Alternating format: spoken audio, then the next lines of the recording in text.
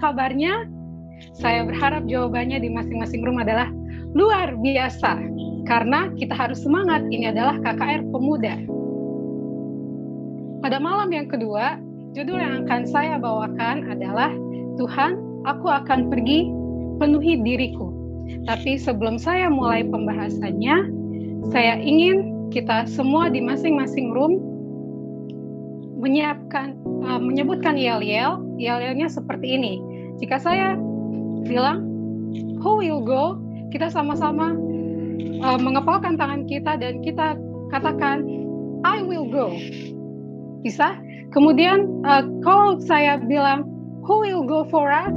Kita menjawab, here am I, Lord, I will go.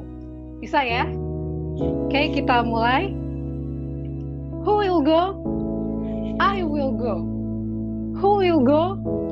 I will go. Who will go for us? Here I am, Lord, I will go. Jadi semoga kita semua semangat untuk melayani Tuhan. Tuhan, aku akan pergi penuhi diriku. Penuhi diriku dengan apa? Mari kita pelajari sama-sama, kita saksikan sama-sama. Dan di akhir dari pembahasan ini, saya akan memberikan sebuah kuis dan nanti akan di-share linknya di grup PA Bekasi. Oke, sebagai ayat inti dari pembahasan malam ini terdapat di Yohanes 4 ayat 13 sampai 14. Yohanes 4 ayat 13 sampai 14. Saya bacakan. Oh ya, sebelum kita lanjut nanti setelah ayat inti ini, saya berharap saudara-saudara sekalian mengambil Alkitabnya masing-masing karena pembahasan malam ini banyak sekali dibahas dengan membaca satu pasal di Alkitab ini. Jadi karena sangat banyak, jadi saya tidak mungkin memunculkan tulisan-tulisan di slide, jadi kita langsung baca di Alkitab kita masing-masing. Sebagai ayat intinya terdapat di Yohanes 4 ayat 13 sampai 14. Yang berbunyi, jawab Yesus kepadanya, barang siapa minum air ini, ia akan haus lagi. Tetapi barang siapa minum air yang akan kuberikan kepadanya, ia tidak akan haus untuk selama-lamanya. Itu ayat intinya. Dari ayat intinya kita tahu ya, pembahasan malam ini garis besarnya seperti apa. Ada dua foto wanita yang bisa kita lihat pada malam hari ini. Tapi sebelum saya menyampaikan sesuatu mengenai mereka berdua, saya ingin kita menyalam kanan kiri kita. Kalau misalnya ada keluarga kita di samping kanan kiri, kita ucapkan selamat malam. Kalau tidak ada, salam diri sendiri, tidak apa-apa juga, bilang selamat malam. Kemudian ucapkan kepada orang di sekitar, saya mengasihi engkau. Sambil masih salaman, saya mengasihi engkau. Kalau diri sendiri ada di room, saya mengasihi engkau, myself, gitu. Oke, sudah? Baiklah, setidaknya kita tahu bahwa kita dikasihi oleh orang-orang di sekitar kita dan juga oleh diri kita sendiri. Dua orang wanita yang ada di sini, yang di kiri bernama Ruslana Korshunova, yang di kanan bernama Suli atau nama aslinya adalah Choi Jinri. Kedua wanita ini adalah wanita yang sangat terkenal, yang satu supermodel, yang satu aktris Korea. Mereka sangat terkenal, kemudian penghasilannya sangat besar, tenar, diketahui oleh semua orang. Hampir semua orang di dunia tahu mereka. Tetapi ya kalau kita pikir-pikir mereka harusnya punya masa depan yang cerah dong. Udah cantik, kemudian tenar, terus penghasilannya besar. Pasti ya mereka tidak perlu khawatir tentang hidup ini. Tetapi sayangnya kedua wanita ini di usia yang sangat muda melakukan sesuatu yang menggemparkan berita infotainment. Kenapa? Karena mereka tiba-tiba mengakhiri hidupnya sendiri. Keluarganya terima? Tentu tidak terima. Mereka bilang kepada pihak yang berwenang untuk investigasi secara mendalam. Investigasi pun dilakukan dan setelah selesai investigasi, hasilnya pun diberitakan bahwa mereka benar-benar mengakhiri hidupnya oleh dirinya sendiri. Tidak ada kasus pembunuhan yang dilakukan oleh orang lain atau apapun, tapi mereka melakukannya oleh dirinya mereka sendiri. Kenapa mereka melakukannya? Setelah investigasi dari sahabatnya dan orang-orang di dekatnya sebelum mereka melakukan itu, dikatakan bahwa mereka mengalami keputusasaan dan juga kehampaan di dalam dirinya. Tetapi saudara-saudara, kita lanjut. Kita harus ingat bahwa di Alkitab ada harapan yang bisa kita dapatkan dan bisa kita ketahui. Kenapa? Karena Yesus sangat mengasihi kita. Nah, kita lanjut. Ini adalah foto Yesus bertemu dengan dua orang nelayan yang akan menjadi murid Yesus. Siapa mereka? Kita buka Alkitab kita di Matius 4 ayat 21. Matius 4 ayat 21. Dan setelah Yesus pergi dari sana, dilihatnya pula dua orang bersaudara, yaitu Yakobus anak Zebedeus dan Yohanes saudaranya bersama ayah mereka, Zebedeus, sedang membereskan jala di dalam perahu. Yesus memanggil mereka. Jadi mereka ini adalah Yohanes bersaudara, dan Yesus memanggil mereka di gambar itu. Kemudian apa yang mereka lakukan? Kita lanjut ke ayat 22, dan mereka segera meninggalkan perahu serta ayahnya lalu mengikuti dia. Saudara-saudaraku yang kekasih dalam nama Tuhan, Yohanes dan Yakobus ini adalah seorang anak nelayan. Dan mereka saat Yesus panggil masih seorang muda. Kenapa? Karena di ayat 21 dinyatakan bahwa mereka sedang bersama dengan ayah mereka yang bernama Zebedeus. Kalau misalnya kita pikir-pikir, seorang ayah yang masih mencari ikan, kira-kira usianya masih produktif antara akhir 30 sampai 40-an tahun. Kemudian kalau kita perkirakan umurnya Yohanes dan juga Yakobus, kita kurangi minimal lah ya 20 tahun. Jadi kira-kira mereka ini berumur belasan tahun, antara 18, 19 sampai 20 tahunan. Jadi mereka ini kira-kira seumur Julius yang tadi pemimpin lagu. Kira-kira seumur dia lah nih, Yohanes dan Yakobus. Tapi yang mau saya highlight adalah tentang Yohanes. Jadi dia masih muda, sudah dipanggil oleh Yesus. Kemudian dia mengikuti Yesus, dia meninggalkan itu, kemudian dia pergi mengikuti Yesus. Dan udah pasti karena mereka orang muda, sifatnya seperti apa sih Yohanes ini? Kita buka di Markus 3 ayat 17. Markus 3 ayat 17. Yakobus anak Zebedeus dan Yohanes saudaranya Yakobus, yang keduanya diberi nama Boanerges, yang berarti anak-anak guru, sons of thunder. Jadi Yohanes ini masih muda, mereka disebut anak-anak guru karena mereka ini suka langsung bertindak gitu, seperti petir langsung meledak-ledak gitu tanpa berpikir panjang, dan emosi mereka itu masih labil gitu. Tapi mereka semangatnya berapi-api, itulah orang muda. Tetapi perlu kita ketahui bahwa Yohanes ini adalah salah satu penulis yang menuliskan banyak kitab di Alkitab. Ada 5 kitab yang dia tulis. Yang pertama adalah kitab Yohanes yang termasuk dalam kitab Injil. Kemudian Yohanes 1, Yohanes 2, Yohanes 3, dan yang terakhir adalah kitab Wahyu. Jadi ada berapa kitab? Ada 5 kitab yang dia tulis. Dan dia adalah salah satu murid Yesus yang diganti julukannya menjadi Yohanes yang kekasih.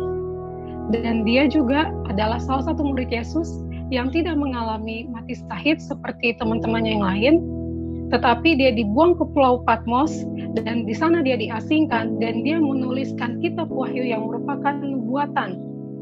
Kita tahu ada 2 penulis di Alkitab yang menuliskan nubuatan, yaitu Daniel dan juga Yohanes. Jadi menurut saya, Yohanes ini salah satu murid Yesus yang istimewa, karena dia diberikan kesempatan untuk melakukan itu.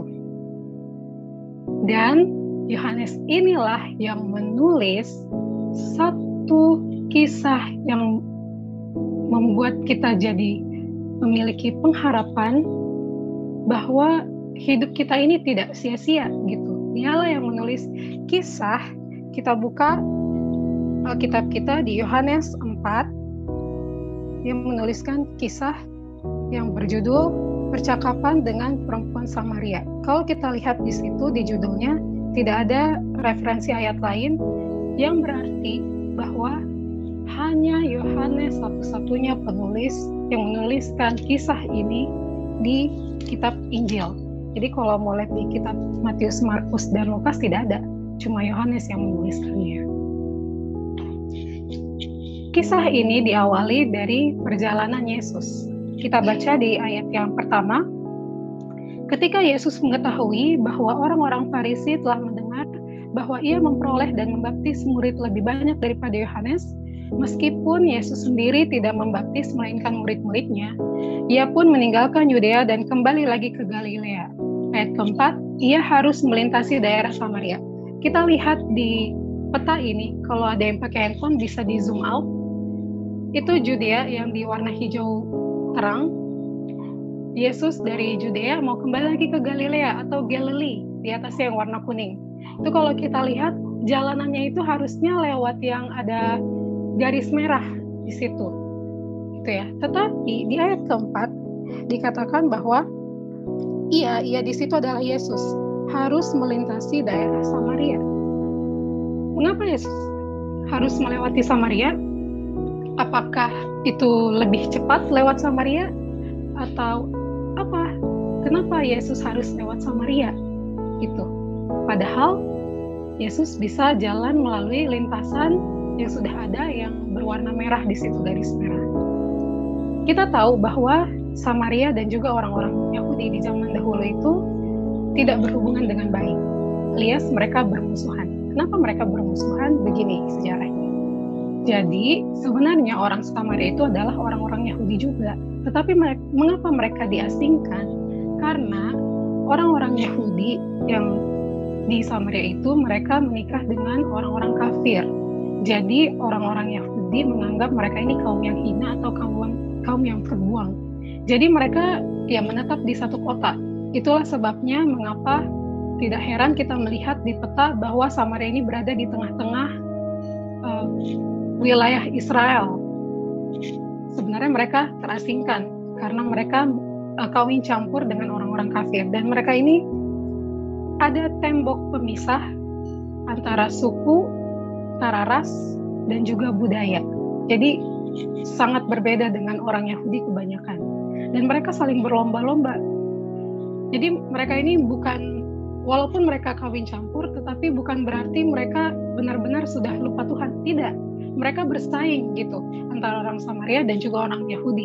Mereka bersaing dalam sistem keagamaan untuk mencari kebenaran. Jadi orang-orang Yahudi tidak suka sama orang Samaria, begitupun orang Samaria kepada orang Yahudi. Jadi itulah sekilas tentang Samaria. Tetapi di Yohanes 4 ayat 4 menyatakan bahwa Yesus melewati Samaria. Dan dibilang situ harus melintasi daerah Samaria. Jadi bukan pilihan, tetapi harus. Yesus harus melewati sana. Kita buka di Efesus 2 ayat 14. Inilah alasan mengapa Yesus harus melintasi daerah Samaria tersebut. Efesus 2 ayat 14.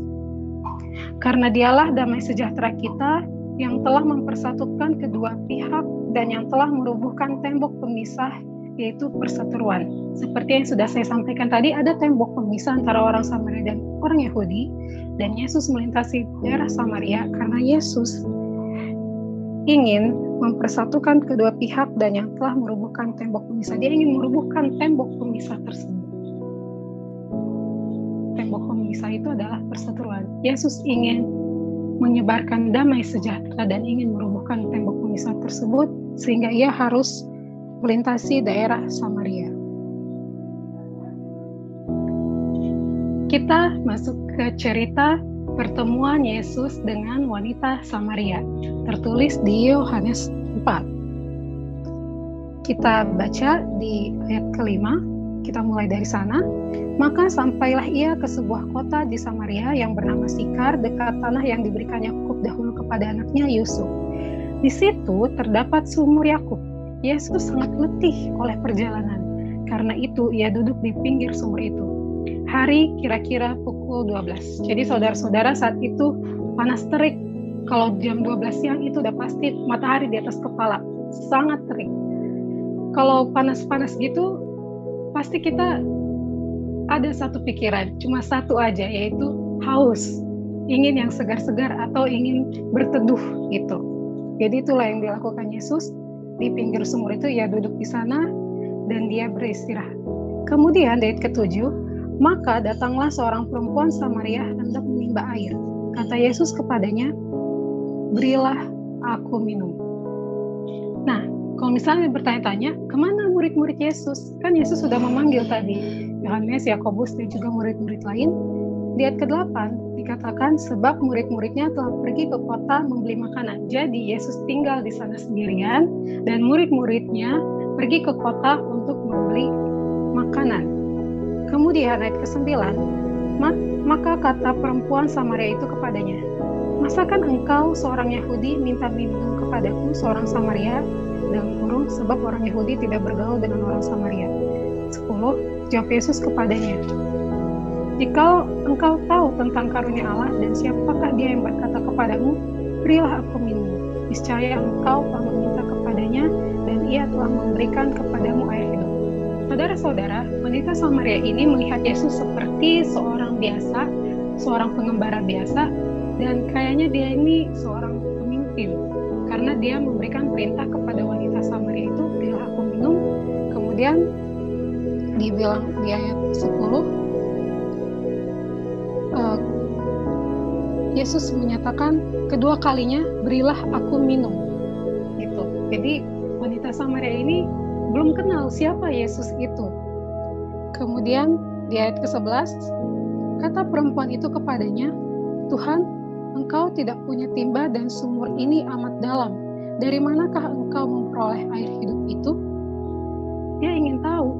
Yesus kan sudah bilang kepada wanita Samaria tersebut di ayat ke-10, engkau telah meminta kepadanya dan ia telah memberikan kepadamu air hidup. Kemudian di ayat 11, wanita itu berkata, Tuhan, engkau tidak punya timba dan sumur ini amat dalam. Dari manakah engkau memperoleh air hidup itu? Kemudian di ayat 12, si wanita Samaria ini menjelaskan lagi, adakah engkau lebih besar daripada bapa kami Yakub yang memberikan sumur ini kepada kami dan yang telah minum sendiri dari dalamnya, ia serta anak-anaknya dan ternaknya? Yesus ingin wanita ini yang tidak kenal sama dirinya dan sangat ingin tahu, Yesus ingin memberikan pengetahuan yang dalam tentang hal rohani. Jadi Yesus menjawab di ayat ke-13, jawab Yesus kepadanya, barang siapa minum air ini, ia akan haus lagi. Tetapi barang siapa minum air yang akan kuberikan kepadanya, ia tidak akan haus untuk selama-lamanya. Sebaliknya, air yang akan kuberikan kepadanya akan menjadi mata air di dalam dirinya yang terus-menerus memancar sampai kepada hidup yang kekal. Kemudian apa respon wanita Samaria tersebut? Di ayat ke-15, kata perempuan itu kepadanya, Tuhan, berikanlah aku air itu, supaya aku tidak haus dan tidak usah datang lagi ke sini untuk menimba air. Nah, di sini wanita Samaria itu masih belum tahu siapa Yesus itu. Jadi tetapi dia sudah ingin meminta air hidup tersebut. Kemudian Yesus menyatakan dirinya dengan cara seperti ini. Kita baca di ayat 16. Kata Yesus kepadanya, pergilah, panggillah suamimu dan datang ke sini. Kemudian kata perempuan itu di ayat 17, aku tidak mempunyai suami. Kata Yesus kepadanya, tepat katamu bahwa engkau tidak mempunyai suami, sebab engkau sudah mempunyai 5 suami, dan yang ada sekarang padamu bukanlah suamimu. Dalam hal ini engkau berkata benar. Dari ayat 17 dan 18 kita tahu bahwa wanita Samaria ini adalah seorang wanita apa? Dari apa yang disampaikan oleh Yesus.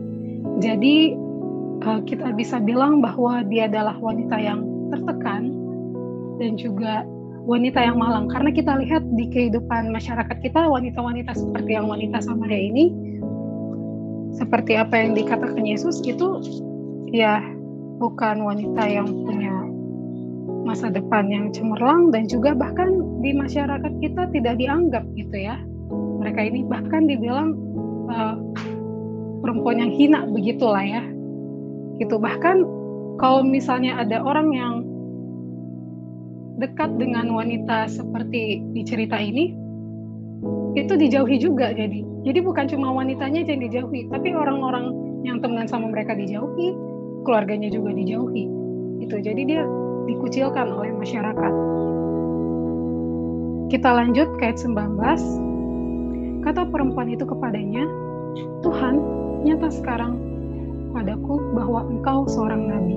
Jadi wanita ini sudah tidak melihat Yesus sebagai seorang pengembara atau pemimpin, tetapi dia sudah melihat Yesus sebagai seorang nabi. Kita lanjut ke ayat 20. Nenek moyang kami menyembah di atas gunung ini, tetapi kamu katakan bahwa Yerusalemlah tempat orang menyembah. Kata Yesus kepadanya, percayalah kepadaku hai perempuan, saatnya akan tiba bahwa kamu akan menyembah Bapa bukan di gunung ini dan bukan juga di Yerusalem. Kamu menyembah apa yang tidak kamu kenal, kami menyembah apa yang kami kenal, sebab keselamatan datang dari bangsa Yahudi. Tetapi saatnya akan datang dan sudah tiba sekarang, bahwa penyembah-penyembah benar akan menyembah Bapa dalam roh dan kebenaran. Sebab Bapa menghendaki penyembah-penyembah demikian. Allah itu roh, dan barang siapa menyembah dia, harus menyembahnya dalam roh dan kebenaran. Jadi Yesus menyatakan dirinya kepada wanita Samaria itu siapa dia. Di ayat 25, jawab perempuan itu kepadanya, aku tahu bahwa Mesias akan datang, yang disebut juga Kristus. Apabila ia datang, ia akan memberitakan segala sesuatu kepada kami. Kata Yesus kepadanya, akulah dia yang sedang berkata-kata dengan engkau. Jadi Yesus berkali-kali memberikan petunjuk dan menyatakan dirinya kepada wanita Samaria ini, dan wanita Samaria ini akhirnya tahu siapa Yesus itu. Dia adalah Mesias yang disebut juga Kristus. Nah, kemudian setelah Yesus menyatakan dirinya di ayat ke-27, pada waktu itu datanglah murid-muridnya dan mereka heran bahwa ia sedang bercakap-cakap dengan seorang perempuan. Tetapi tidak seorang pun yang berkata, apakah yang kau kendaki? Atau apa yang kau percakapkan dengan dia? Jadi murid-muridnya hanya diam saja melihat Yesus, hanya terheran-heran, mengapa Yesus bercakap-cakap dengan seorang perempuan? Gitu. Setelah wanita Samaria ini mengetahui identitas Yesus yang sebenarnya, bahwa dia adalah seorang Mesias, dia tahu apa yang dilakukan oleh wanita Samaria ini, bahkan rahasia tergelap dalam hidupnya, Yesus pun tahu. Dan Yesus adalah Mesias yang disebut juga Kristus. Dan wanita Samaria ini juga tahu bahwa dia memiliki air hidup di mana dia tidak akan haus lagi jika dia sudah meminum air hidup itu. Dan ini adalah reaksi wanita Samaria tersebut. Kita baca di ayat ke-28. Maka perempuan itu meninggalkan tempayannya di situ lalu pergi ke kota dan berkata kepada orang-orang di situ, mari, lihat, di sana ada seorang yang mengatakan kepadaku segala sesuatu yang telah kuperbuat. Mungkinkah dia Kristus itu? Maka mereka pun pergi keluar kota lalu datang kepada Yesus. Ini saudara-saudara, pengalaman wanita Samaria ini bertemu dengan Yesus, itu membuat dia berubah, cara pandangnya berubah. Dia tahu bahwa dia harus menyembah Tuhan, Allah Bapa, bukan di gunung-gunung atau di suatu tempat tertentu, tetapi bisa menyembah dimanapun dan bisa memanggil Bapa. Dan dia tahu bahwa kehendak Bapa adalah menyembah dia dalam roh dan kebenaran. Jadi bukan dari cerita-cerita nenek moyang, tetapi berdasarkan kebenaran. Dan wanita Samaria ini sudah mengetahui bahwa ia telah bertemu dengan Yesus yang adalah Mesias, dan Yesus sudah memberikan air hidup itu kepada wanita Samaria ini, dan ia sudah minum, wanita Samaria itu sudah minum air hidup yang diberikan oleh Yesus, dan dia memancarkan air hidup itu, dan dia pergi ke kota-kota. Dia tinggalkan apa yang dia lakukan. Tadi kan dia sedang menimba sumur kan, dia tinggalkan tempayannya, dia lari ke kota-kota, dia sampaikan ke orang-orang di kota-kota itu tidak ada rasa malu. Dia memberitakannya terang-terangan di ayat yang sudah kita baca tadi. Dan bukan hanya memberitakan kepada orang-orang di kota itu, tetapi wanita Samaria ini mengajak. Dia mengajak orang-orang yang dia sampaikan, mari lihat di ayat 9 itu kan. Kemudian apakah orang-orang itu diam aja karena dia tidak terpandang, karena statusnya apa? Tidak. Oleh karena air hidup yang dia pancarkan, orang lain yang mendengar itu, yang menerima ajakan dari wanita Samaria ini, berkumpul dan mereka datang kepada Yesus. Di ayat 30. Kita lanjut. Nah, saudara-saudara, mengenai air hidup ini, kita buka di Yohanes 7 ayat 37 sampai 38. Yohanes 7 judulnya air sumber hidup. Kita cuma baca 2 ayat saja. Di ayat 37, dan pada hari terakhir, yaitu pada puncak perayaan itu, Yesus berdiri dan berseru, barang siapa haus, baiklah ia datang kepadaku dan minum. Ayat 38, barang siapa percaya kepadaku, seperti yang dikatakan oleh kitab suci, dari dalam hatinya akan mengalir aliran-aliran air hidup. Saudara-saudaraku yang kekasih dalam nama Tuhan, ada poin-poin penting yang ingin saya sampaikan dari cerita ini. Yang pertama adalah, jika kita memiliki pengalaman bertemu dengan Yesus, di saat itulah kehidupan kita berubah. Seperti wanita Samaria tadi, dia awalnya memandang Yesus hanya seperti pengembara atau pemimpin, tetapi setelah bertemu dengan Yesus, bercakap-cakap dengannya, cara pandangnya berubah. Dia melihat Yesus sebagai seorang Mesias, seorang yang dijanjikan, seorang yang memberikan harapan dan juga keselamatan bagi umat manusia yang sudah jatuh ke dalam dosa. Kemudian yang kedua adalah, setelah kita memiliki pengalaman dengan Yesus,